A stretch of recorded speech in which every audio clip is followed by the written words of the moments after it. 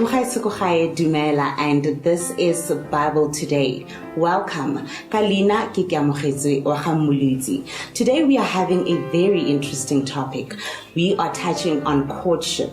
And to help us unpack it, we will be here with Pastor Opa, who will shortly introduce himself. Muruti Dumela, kindly introduce yourself. Hi, hello everyone. My name is Opa Wagaramalegana. Gimunari no sibudo gadrofa so washa droga tagas gingigiden gamazule gamlom na tutursa. Gim gamlom tabatiro moru mutulu komade twade. And I'm excited to be right here with you. Listen, we are super excited to have you. Oh yeah, sure. On our show today, and thank you so much for making time. The pleasure is all mine. Right. Yeah. So, courtship. Mm-hmm. We know that this is a very complex conversation to have. Oh yeah, sure. And it's also something that is very huge in the church. Yes, true. I just want to touch on the first question. Would you say that there is a difference between courting and dating? If you don't mind, I would like to take an extensive answer. I will try to keep it short but extensive, just to give the historical context for my response. Now, when we look at dating, we are looking at more Western American, individualistic. You do you, I do me. I don't care who likes our relationship or not, who approve or does not approve. So that would be this dating in the Western context. But courting, as we know it, it's adopted. It's not even our own. It's British. It speaks to the British footprints in our country as Africa, in our continent and in our country, because that's we speak about our history as a people and their approach courting, though they intend to achieve the same results, but on the other side it will be more communal. It's more parents, more family involved, because in that context it matters who you marry. I mean, you have the concept of the monarchy, where you have the dukes and the duchies. So it matters who you get married to, and I think that's what we have adopted in as Christians. We just involve the pastors there and the concept of sexual purity, but we just took it as is, and we dressed it with a garment of holiness and say that's courtship. So if we are using those as I've described it, there would be a difference in approach, even though they are intended to achieve the same outcome. Mm-hmm. Yeah. And then my next question would really be, could we say that courting is working in today's life? That's a tricky question. It is and it isn't. But I think with the influence of so many other things around us, we are more relaxed about it. Maybe we even shy away from using the term courtship because of the presupposed outcome of the concept on its own, of saying if you are going to say I am in courtship, then there's some expectations and stuff there. So I'm thinking we've become loose about the approach to relationship and how we want to do it. And I think maybe it's even the stigma of that word. If we say I am in courtship in our society, you mean you have graduated from dating, now you are in courtship, and it has some expectations there. So people try to do away of that expectations, kind of. So yeah, no, it's not as strict as it would have been maybe few years ago. The term, I think, it's casually used or barely used even. Yeah. And then I just want to know also the beginning of this whole courting process. For somebody at home that does not know that if they need or want to take part into this whole process, what is the first step? What do you do? Do you go and approach the pastor first, or do you go to the individual in question that you're interested in, or how does it work? I just want to make sure that I capture your question correct. Are you talking about the process of being in a relationship? Are you talking about what is that process? Yes, what is that process of actually being in a courtship relationship? How do you do it? Does the guy go and approach the lady himself directly? Yeah. Or are there certain procedures that they're going through, certain channels that they're going through? Does the guy need to go to the pastor or to the girl's parents? How does it work?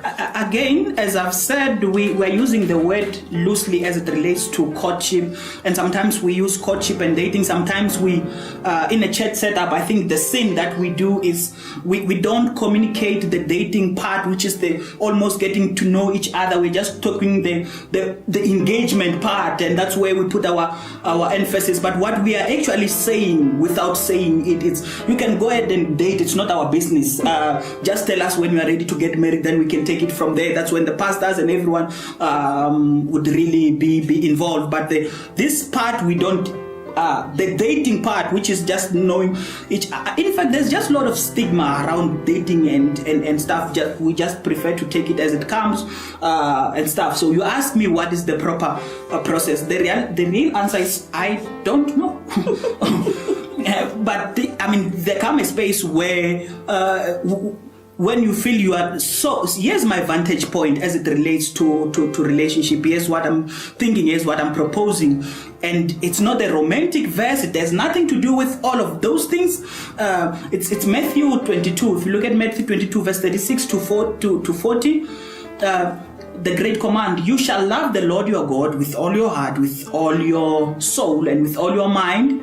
And then the other part to that is love your fellow man as you love yourself. Mm-hmm. So for me, that's a vantage point too. If you want to move into a relationship, make sure that this relationship of you and God is sorted, because it really has to do with how you treat other people. And also, as you approach that space, understand that people are God's property. That's the vantage point. People are not your property. They are not anyone else. People are God's property. And if we are going to enter into this relationship, we need to have that kind of understanding that even as I move into this, because we can't say this is the step of going to it, is then we should understand people and understand the intrinsic worth that God has placed upon people, to understand that people belong to God before they belong to any. In fact, they never belong to any of us. They're just borrowed to us, but they're the properties of God. So if we have that kind of understanding in moving into relationship, then we will not violate that image of God that is presented before us. Whether certain things we agree with or we do not agree with as it relates to our relationship with them, we will have that basic understanding of saying people are God's people. You have to first agape them before you deal with the eros and the storge and the phileo, those understanding of love, the romantic and all of those things. You need to first love them as God's property. Yeah. Ooh, I think for me that's the vantage point. I think that's where we should start. Yeah. No, very, very valid. Through some research that we've done, there was a statement that I saw. It says that a courtship should be at least a minimum of about 6 months to a year. Oh yeah, sure. Why is that? Yeah. For me, that's really concerning. Because I would really want to know exactly that question. Why is that? Are we struggling to control our sexual desires, that 6 to 12 months is the only time limit that we can hold this thing? Or why do we have that time frame to begin with? What is it? Because if we're in courtship and we want to quickly get married because we are struggling, then my proposal is your flesh needs to first be healed before you get into, because marriage does not, and I'm talking from a married person's perspective, relationship, marriage does not cure lust. You need to be fine. So, you have sent me the questions so that I can prepare, and I just laughed when I looked at that. But that's the reality of where we find ourselves. There's just these quick time frames and things that you need to, before you fall into sin, or whatever. And sin, we just speak about it as it relates to sex, which is really also narrowed. And I'm not sure if I want to go into that, but maybe some other time when I do have time, we will go through to that. Right. Yeah. Thank you so much for that. So I didn't answer your question actually. You want to wrap it up? Yeah, I want to quickly wrap it up because I actually didn't answer your question. Talking about what do I think about that? For me, I think people should be in dating or in courtship, and I've spoken about this with my mentor. People needs to be, and I'm outsourcing his response because I'm subscribing to that. People needs to be in courtship as long until the feeling subsides, until the brain becomes the only part that we think about and no other part of our body that we think about. as it relates to us being together. Until we begin to ask ourselves those real questions, and then we know that we are ready. The time frames, yes, those are social constructs, but for me personally, I think we need to go beyond that. Sure. Yeah. There you have it, Mkhaedzo Pastor Opa. We will be right back. We're just quickly going to the shops. Stay tuned.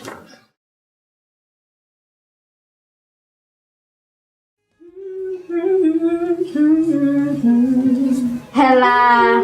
And then where you going all dressed up again? You do know Corona's still out there, right? Babe, no corona forms against me shall prosper. I am about to tune into the live worship session online. Online, me? So you're not going out? No, babes. I'll be tuning into Gospel News SA. Hey, it's gonna get lit in the house. Want to get your praise and worship on? Tune in to at Gospel News SA for the spiritual upliftment. Send your prayer requests and testimonies to be read on air. You don't want to miss this.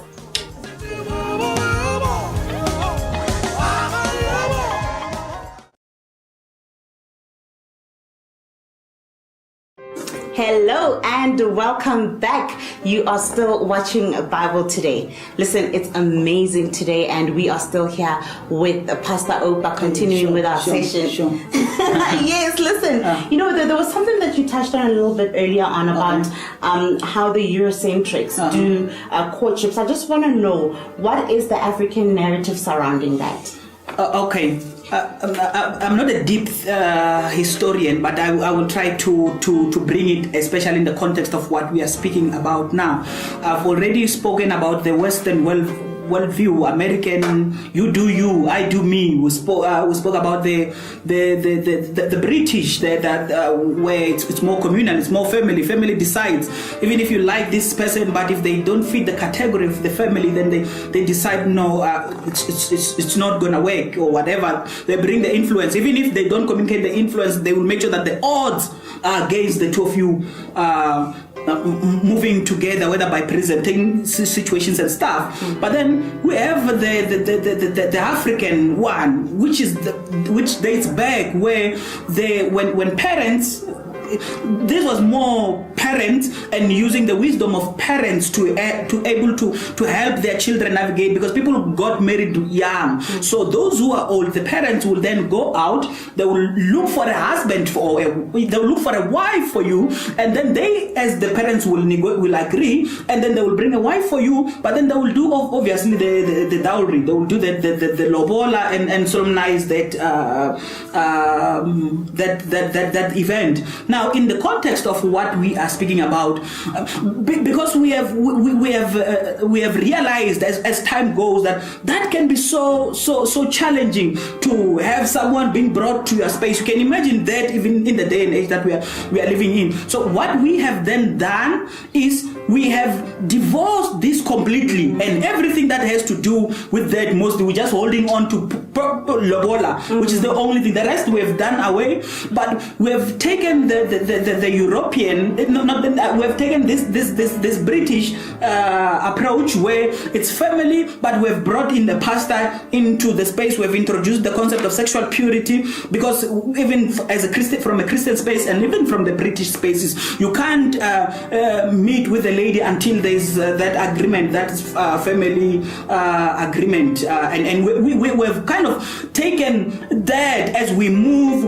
We have just adopted that as is. We just put the pastor in the midst and some biblical concepts, and then we made that holy and say this is what Christians should go in. What is it that I'm proposing? I am saying at the day and time where we are living in, let us even look at all these three critically. So let us look at the flaws and the benefits within the Western, the England way, and the African. Let's look at those things that add value, and then let's single them out and let's cook our own what works now as African and as Christians. But for me, I'm always Christian first before I am anything. Yes. I am Christian first. So in other words, I'll look at things that are good and not good in all the places and bring, because I mean, you look at the freedom that is brought into by the West as it relates to the concept of dating.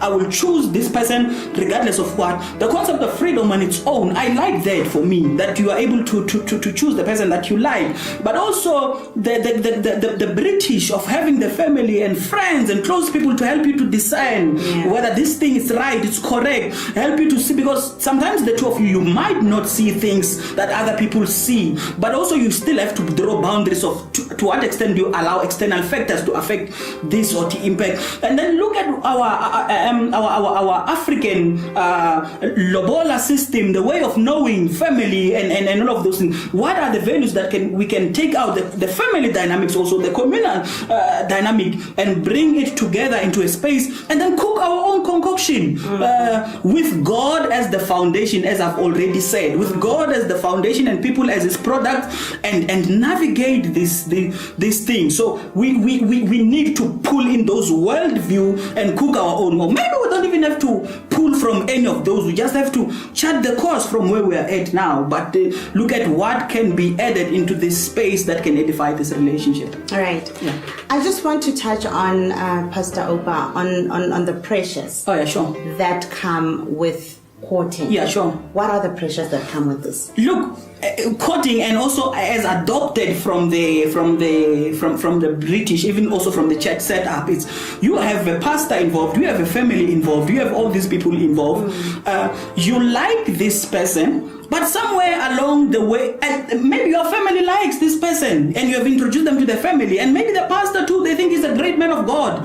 They like this person, but as you journey together, you realize that there's some red flags. I don't like it. I don't want to be in this thing anymore. But because there are just so many people involved in the space, it's difficult to get out of this thing. And when you get out of this thing, not only are you leaving the relationship, you are divorcing all of us. So it becomes a challenge to get out of there. So that pressure on its own, and sometimes parents and pastors hold on to that very tight. Meanwhile, those are the things that we need to hold on to loosely, so understanding that this relationship is about these two people. If it does not work, I always say leave it. Right. Yeah. Right. And I want to know, Pastor, I think you've touched on it slightly. Yeah, sure. And I just want to ask you this question. I'll shortly have a follow-up sure. question right now. Sure. I want to know from you, is courtship biblical?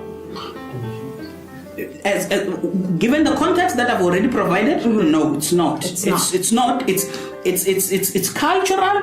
It's not biblical. We cannot find biblical evidence of courtship, but we can find something closer to that. But we can't find courtship as we see it today. As I've said, we just adopted it because of our history from both from the West and from the side yabo Prince Harry, as we are learning now of whatever that is happening that side. So we kind of hotspotted. If we don't have our own Wi-Fi, we are hotspotting these things and we present them here as our own. Yeah. And then, is there any role that the church can play, especially from the leadership side? Oh yeah. That to teach and educate the individuals involved in this specific process, that whenever you see the red flags, it is okay to leave. Yeah, sure. It does not matter whom you've involved in the whole process. Yeah, sure. It is okay to leave if it is no longer healthy. Is there somehow some sort of disclosing conversations that you have with the people involved? Yeah, sure. I mean, you have already said that the role of the church then should be to educate them, not only the church, but platform like this, where we can present this kind of topics and discuss and speak with them in public. What I need us to do, according to me, is we need to remove the stigma attached to the word courtship or even engagement on its own, because that there's just too much stigma attached to that it's almost like a mini marriage, that thing. And then if you figure out that this thing is not working as you go forward, then it almost feels like a mini divorce also. So I think we need to desensitize people to that, and the fact that the relationship may and may not work.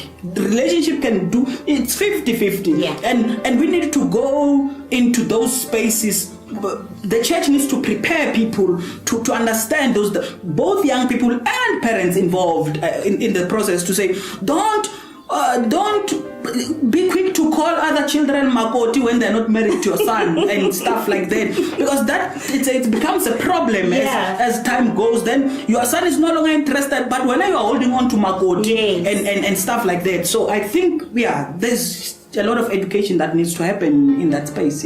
Very interesting, Pastor Opa. Oh, yeah, sure. Now I just want us now to touch on the whole starting of a relationship. I want us to move away from this cultural system that we have adopted, being courtship. How do we do things now in a pure manner, spiritually? What is it that we ought to do as young people in the church in order to pursue a healthy spiritual relationship, a relationship that glorifies God, leading into marriage? What does the Bible say about that? Okay, sure. I will try to be as concise as I possibly can be. So, relationships are for people who want to be serious. Because if you want to play, you don't play with heart. Stay away from that. That's the point. But where does it begin? It begins with you. I'm trying to be consistent with my thoughts here. It begins with you and your relationship with God. It begins. That's where it should begin. Your relationship with God should be should be strong, should be established. You should be discipled to understand God and what He expects from you. But also you need to build strong values around yourself, that you don't find yourself having to compromise when you're in a relationship, because my mentor says you need to be at a space where you need to say no before you have to say no. In other words, you know that these are the red robots. I'm never going to cross these ones. If you encounter something that is alongside those lines, then so you need to build those strong values around yourself as a person, but also understand that people are the property of God before they belong to anything. In fact, they never, as I've said, they never belong to us. People are God's people. We need to, so first build those strong values around yourself. Have a relationship with God. Make sure that it's stable, but also build strong values around yourself. You must be, when you go into a relationship, you must be a complete person. Don't come to a relationship and looking for someone to complete you. You need to be complete. You need to have set of values that you will know that I will never cross this. I'm not going to. You don't negotiate when you move into a relationship. You know that these are my fundamentals. I'm not going to cross these ones. But these ones we can work around. If certain things we can work, we need to measure with measures, not with minors. Things like looks and how this person dress and how this and that. Those are minor. I mean, they're okay for other people, but those are minor. How does this person treat you? How does this person treat people around them? Those things becomes the key foundation. And I think I'm going to wrap it at that space where you need to just build strong foundations and values around yourself, so that you will know. Also get other people, get mentors, get relationship mentors who will guide you and see beyond. An African proverb says, a wise man sitting sees further than a young man standing. So they know, they've been there. Find people who have your best interest at heart, who will help you to navigate that space. Sure. You have heard it. What an interesting unpacking from you, Pastor Opa. Sure. Thank you very, very, very much for that. That was Courtship. You heard what Pastor Opa said. You need to be fulfilled within yourself in order to make it into a healthy relationship. And do not forget to love the Lord your God with all your heart, your soul, and your mind. See you next time, and stay blessed. Thank you.